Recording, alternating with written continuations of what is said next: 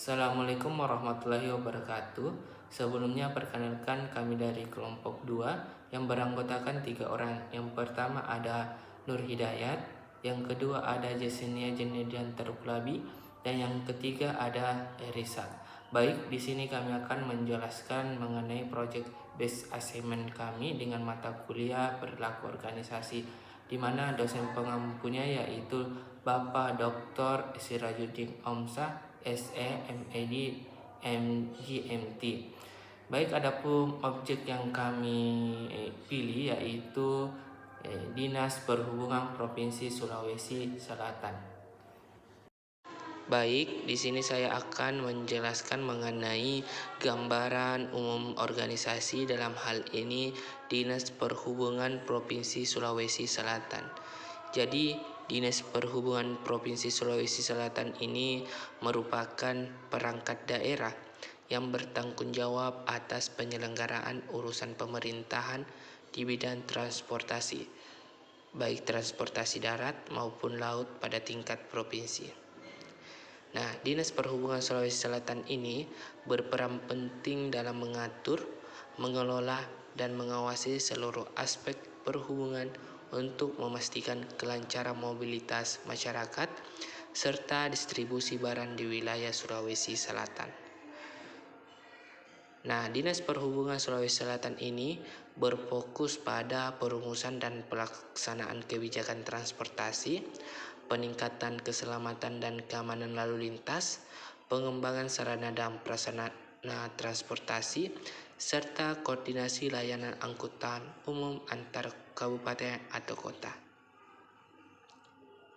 Nah, selain itu, Dinas Perhubungan Sulawesi Selatan ini juga memegang peran strategis dalam mendukung pembangunan ekonomi daerah.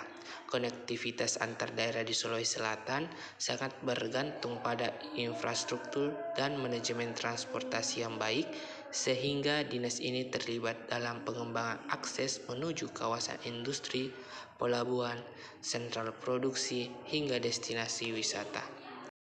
Baik, selanjutnya yaitu visi dan misi Dinas Perhubungan Provinsi Sulawesi Selatan.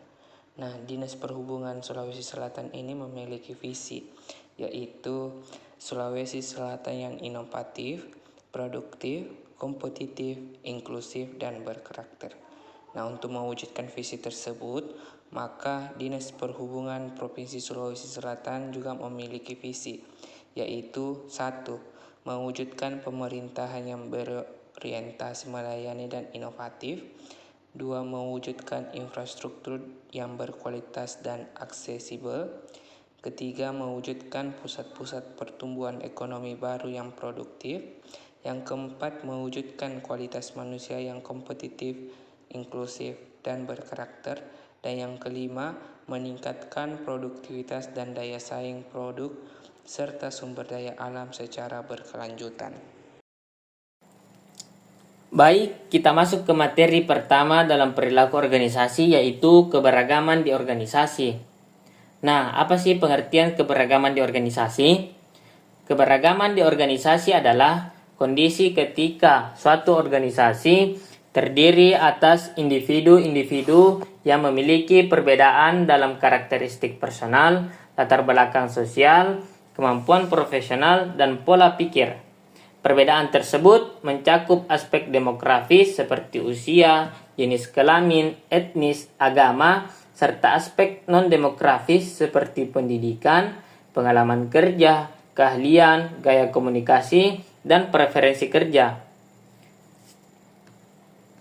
Nah, adapun jenis-jenis keberagaman di organisasi itu terbagi menjadi 5. Yang pertama, keberagaman demografis. Seperti yang sudah saya jelaskan di awal, keberagaman demografis itu seperti usia, jenis kelamin, etnis, agama, dan status sosial. Yang kedua, keberagaman kognitif, yaitu perbedaan gaya berpikir, preferensi kerja, pengalaman, dan latar akademik. Dan yang ketiga, keberagaman fungsional, seperti perbedaan spesialisasi tugas, keahlian, dan posisi dalam struktur organisasi. Dan yang keempat, keberagaman budaya yang mencakup nilai, norma, dan pola komunikasi yang dipengaruhi oleh latar budaya masing-masing individu. Dan yang kelima, keberagaman yang sering kita jumpai yaitu keberagaman generasional. Misalnya, perbedaan mindset generasi baby boomer, Gen X, milenial, dan Gen Z yang berpengaruh terhadap nilai kerja dan ekspektasi. Selanjutnya kita masuk ke poin kedua atau materi kedua dalam perilaku organisasi, yaitu sikap dan kepuasan kerja. Apa sih itu kepuasan kerja? Kepuasan kerja karyawan adalah keadaan emosional karyawan yang menyenangkan atau tidak menyenangkan terhadap pekerjaannya. Karyawan dengan tingkat kepuasan kerja tinggi menunjukkan sikap yang positif terhadap pekerjaannya. Sebaliknya, karyawan yang tak puas dengan pekerjaannya menunjukkan sikap yang negatif terhadap pekerjaannya. Itu teori tentang kepuasan kerja terdiri dari ketidaksesuaian, teori keadilan, dan teori dua faktor Herzberg. Faktor-faktor yang mempengaruhi kepuasan kerja karyawan diklasifikasikan menjadi 3 variabel, yaitu karakteristik individu, variabel situasional, dan karakteristik pekerjaan. Tingkat kepuasan kerja dipengaruhi oleh faktor-faktor yang saling berkaitan, seperti karakteristik individu, misalnya usia, pengalaman, kebutuhan pribadi, dan kepribadian dapat menentukan bagaimana seseorang memaknai pekerjaannya. Lingkungan kerja, gaya kepemimpinan, kebijakan internal, serta hubungan antar pegawai juga membentuk suasana kerja yang berdampak pada kepuasan. Selain itu, karakteristik pekerjaan seperti variasi tugas, tingkat otonomi beban kerja, dan kesempatan berkembang turut menentukan apakah pekerjaan terasa memuaskan atau tidak. Pemahaman mengenai kepuasan kerja ini juga relevan bagi pegawai pada Dinas Perhubungan Provinsi Sulawesi Selatan yang menjalankan tugas dengan karakteristik pekerjaan dan dinamika organisasi yang beragam. Dengan memahami bagaimana pegawai merasakan pekerjaannya, instansi dapat melihat apa yang telah berjalan baik dan apa yang perlu ditingkatkan untuk mendukung kenyamanan, motivasi, dan kualitas kerja pegawai. Baik, kita ke materi ketiga, yaitu emosi dan suasana hati. Berdasarkan studi terdahulu, yaitu menurut Gretney pada tahun 2000, emosi dan suasana hati merupakan faktor pendorong utama dalam menentukan kinerja karyawan. Keduanya saling terkait dan memiliki pengaruh yang signifikan terhadap produktivitas dan kreativitas karyawan di lingkungan kerja. Organisasi seringkali mengharapkan karyawan untuk menunjukkan emosi positif karena mereka percaya bahwa emosi yang tulus akan membawa manfaat yang besar. Mereka berasumsi bahwa emosi positif akan meningkatkan loyalitas karyawan terhadap perusahaan, meningkatkan loyalitas pelanggan, dan pada akhirnya meningkatkan kinerja secara keseluruhan. Karyawan yang merasa bahagia dan termotivasi cenderung lebih loyal terhadap perusahaan dan lebih bersemangat untuk memberikan kontribusi terbaik mereka. Emosi positif juga dapat menular kepada pelanggan, membuat mereka merasa lebih nyaman dan puas dengan layanan yang diberikan. Nah, poin keempat dalam materi perilaku organisasi yaitu kepribadian dan nilai-nilai. Menurut Weiss pada tahun 2006, kepribadian adalah pola sifat yang relatif permanen dan mempunyai karakteristik yang unik yang secara konsisten mempengaruhi perilakunya. Sifat adalah faktor yang menjadi pemicu timbulnya perbedaan antar individu dalam berperilaku. Kesesuaian perilaku dari waktu ke waktu, serta kestabilan perilaku dalam berbagai macam suasana. Menurut Perwin pada tahun 2010, kepribadian merupakan karakteristik seseorang yang menyebabkan munculnya konsistensi perasaan, perilaku, dan pemikiran.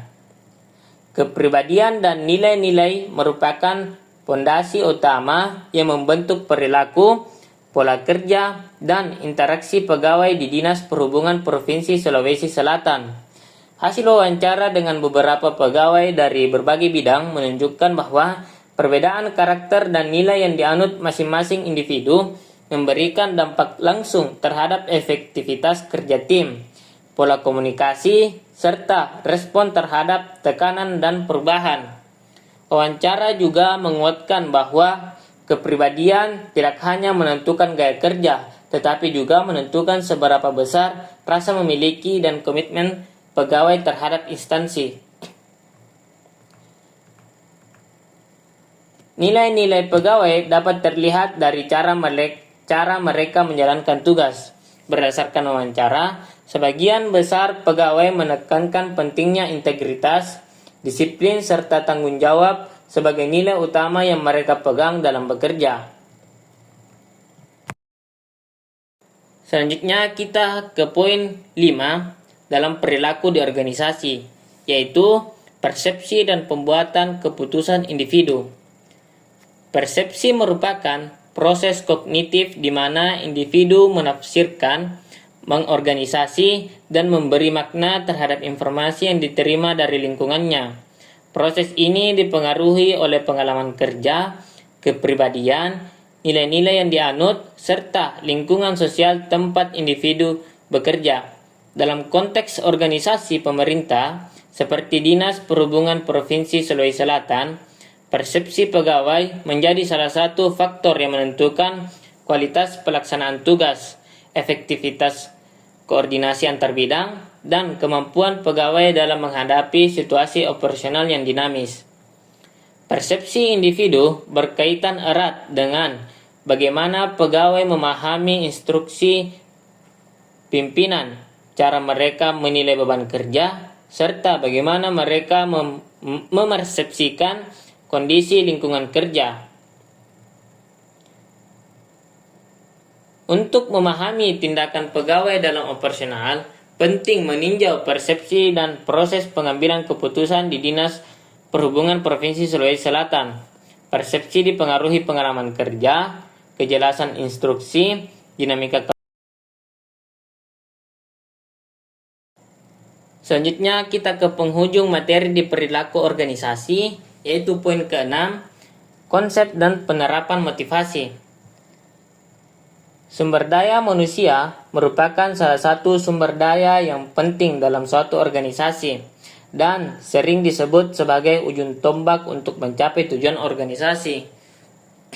Keberhasilan sebuah organisasi ditentukan oleh beberapa faktor. Salah satu faktor terpenting adalah kinerja pegawai. Kinerja pegawai sendiri adalah hasil kerja seseorang yang dipengaruhi oleh kompetensi individu, dukungan dari organisasi, dan dukungan manajemen.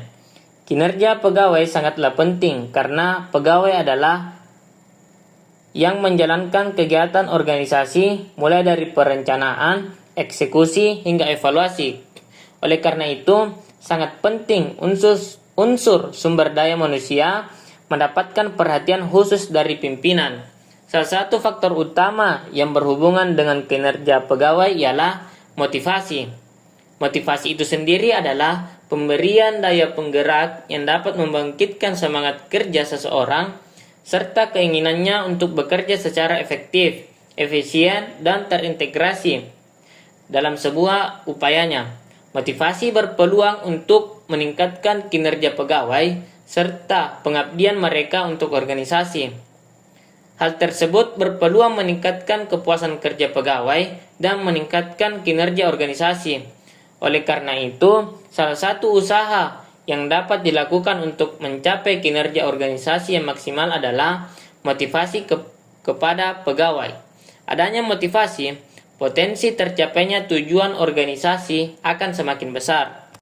Di Dinas Perhubungan Provinsi Sulawesi Selatan itu sendiri, penerapan motivasi dilakukan melalui beberapa strategi. Yang pertama, pemberian penghargaan dan insentif kepada pegawai yang berprestasi, misalnya sertifikat atau bonus, meningkatkan rasa dihargai dan mendorong kinerja lebih baik.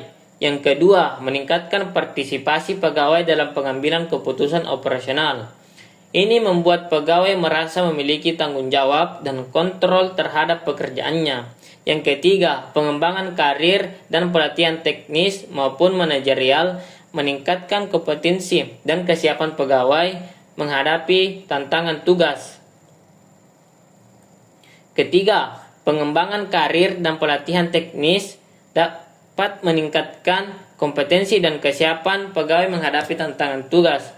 Dan keempat, meningkatkan atau menciptakan lingkungan kerja yang positif melalui komunikasi yang baik serta kerjasama tim dan kepemimpinan yang mendukung serta memperkuat motivasi dan semangat kerja. Baik, kita masuk materi perilaku kelompok dan kerja tim.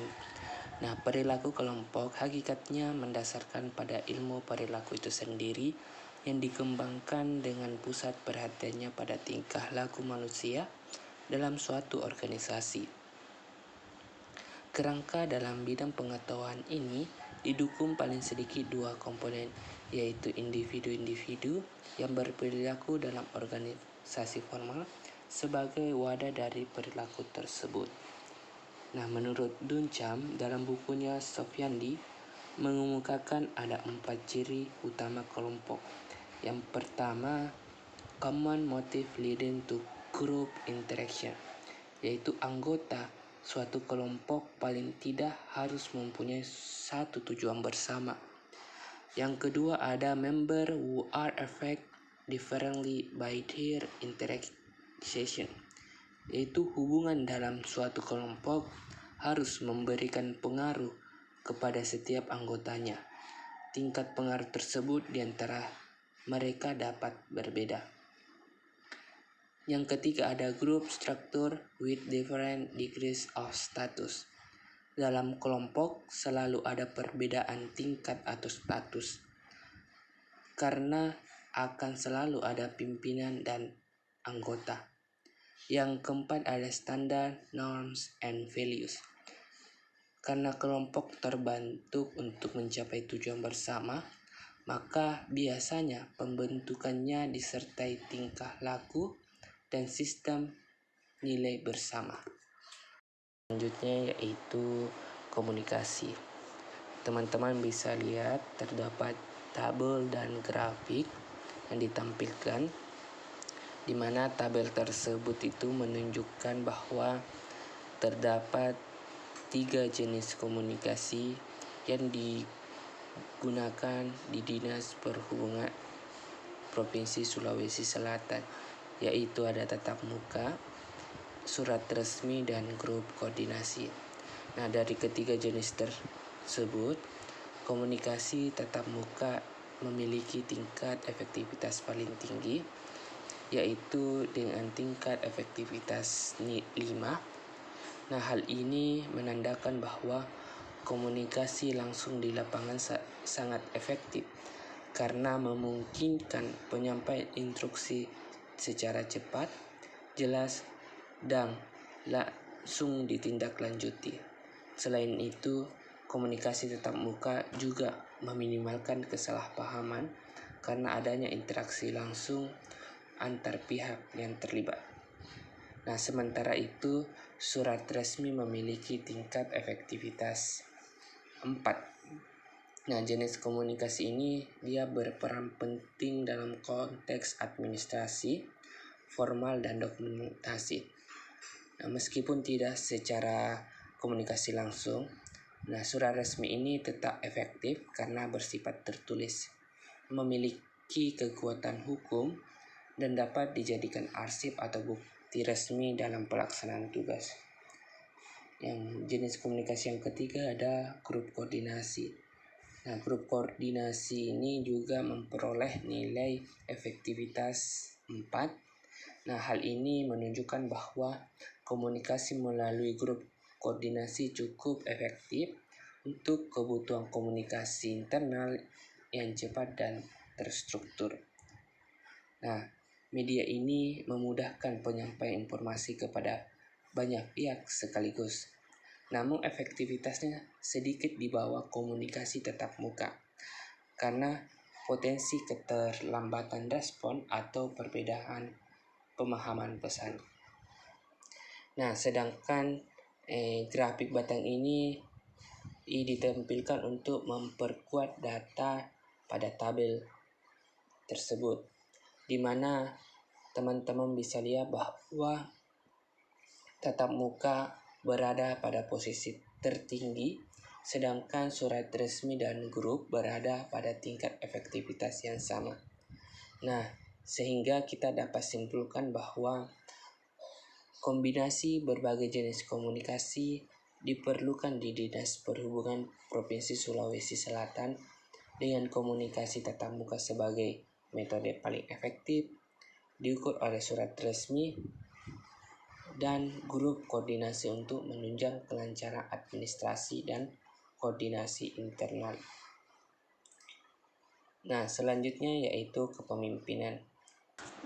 Selanjutnya yaitu kepemimpinan. Nah, teman-teman bisa lihat tabel mengenai aspek kepemimpinan di Dinas Perhubungan Provinsi Sulawesi Selatan.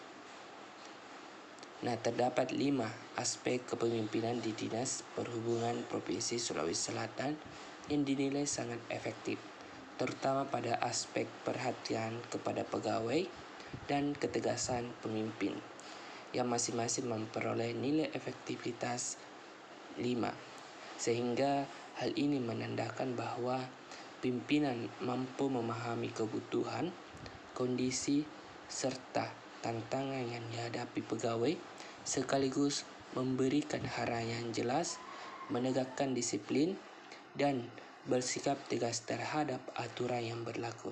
Sehingga kombinasi perhatian dan ketegasan ini menciptakan lingkungan kerja yang tertib namun tetap humoris.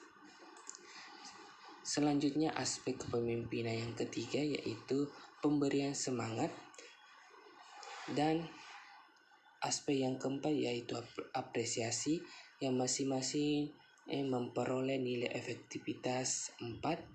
Hal ini menunjukkan bahwa pimpinan telah memberikan motivasi serta penghargaan atas kinerja pegawai. Namun, masih terdapat ruang untuk peningkatan. Misalnya melalui program penghargaan yang lebih rutin atau bentuk motivasi yang lebih variatif agar semangat kerja pegawai dapat terus terjaga. Nah, aspek yang kelima atau yang terakhir yaitu penekanan makna pekerjaan. Dia juga itu memperoleh nilai efektivitas 5. Nah, sehingga hal ini menunjukkan bahwa pimpinan berhasil menanamkan pemahaman kepada pegawai bahwa pekerjaan mereka memiliki dampak besar terhadap keselamatan dan kepentingan masyarakat. Nah, kesadaran akan pentingnya peran ini mendorong pegawai untuk bekerja lebih bertanggung jawab dan profesional. Nah, dari keseluruhan aspek kepemimpinan ini, kita bisa memperoleh bahwa kepemimpinan di Dinas Perhubungan Provinsi Sulawesi Selatan sudah berjalan dengan sangat baik, dengan penekanan kuat pada perhatian, ketegasan, dan pemaknaan tugas, serta didukung oleh upaya motivasi dan apresiasi yang cukup efektif dalam meningkatkan kinerja pegawai. Selanjutnya yaitu konflik dan negosiasi.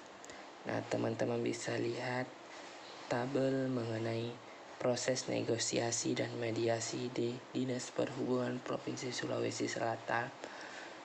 Terdapat 4 tahap. Nah, tahap pertama adalah pemanggilan rapat internal. Nah, pada tahap ini pihak-pihak yang berkonflik dipanggil dan dikumpulkan dalam satu forum.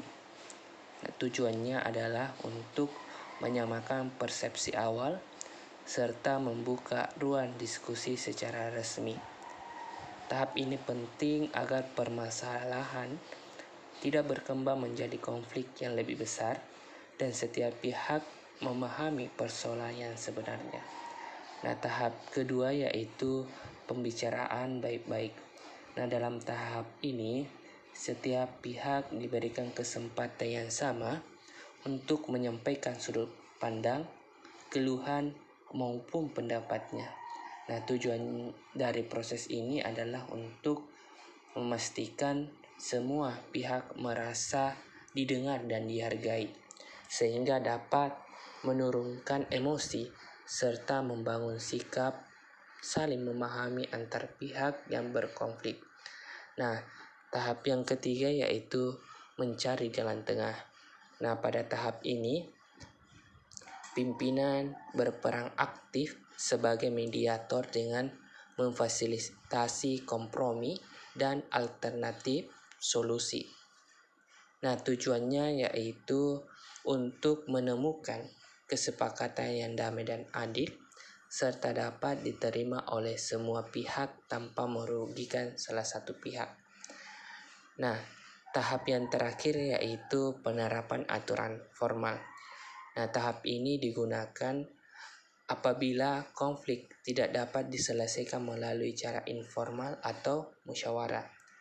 Nah, penyelesaian mengacu pada SOP, aturan kedisiplinan, dan prosedur administratif yang berlaku. Nah, tujuannya yaitu untuk menyelesaikan konflik secara tegas dan terstruktur, serta menjaga ketertiban dan profesionalisme organisasi. Nah, secara keseluruhan, tabel ini menunjukkan bahwa Dinas Perhubungan Provinsi Sulawesi Selatan menerapkan proses negosiasi dan mediasi yang berorientasi pada dialog, keadilan, dan kepatuhan terhadap aturan, sehingga konflik dapat diselesaikan secara efektif tanpa mengganggu kinerja organisasi. Baik, kita akan masuk ke dalam materi perilaku organisasi.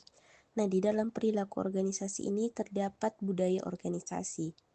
Budaya organisasi di Dinas Perhubungan Provinsi Sulawesi Selatan didomisili oleh budaya komunitas berbasis kekeluargaan dan kerjasama. Sebagaimana tercermin dari hasil wawancara yang menyatakan bahwa lingkungan kerja cenderung kompak, saling mendukung, serta menjunjung tinggi nilai kebersamaan. Budaya ini dipandang sangat mempengaruhi kelancaran pekerjaan karena suasana kerja yang harmonis membuat pegawai lebih mudah berkoordinasi dan menyelesaikan tugas secara kolektif.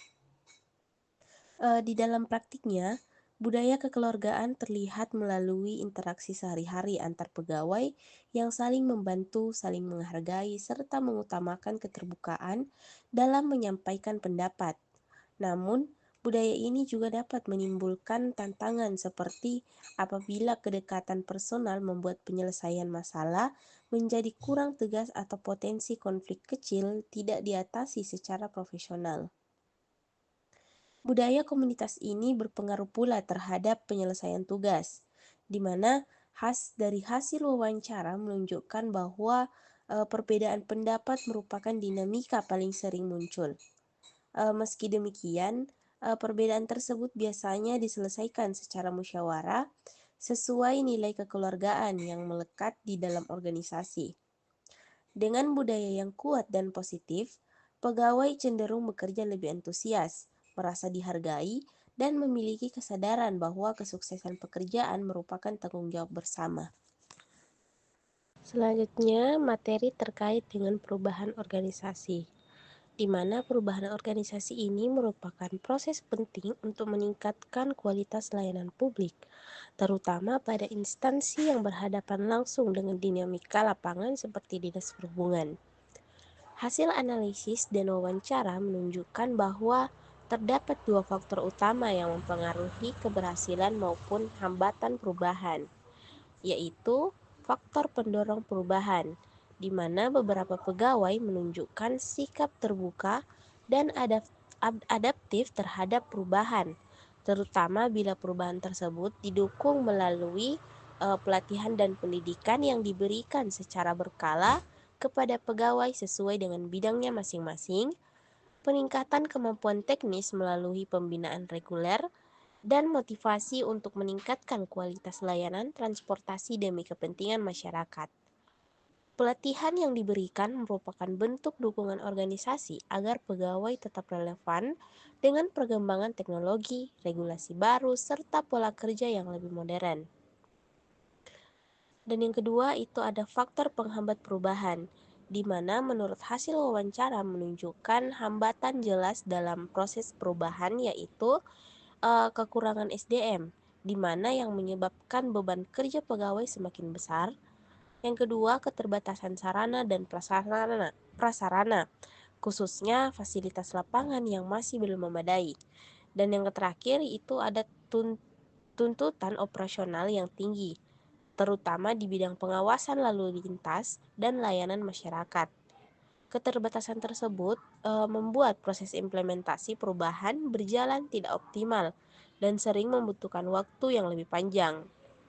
Secara umum, reaksi pegawai terhadap perubahan relatif positif karena adanya dukungan pelatihan.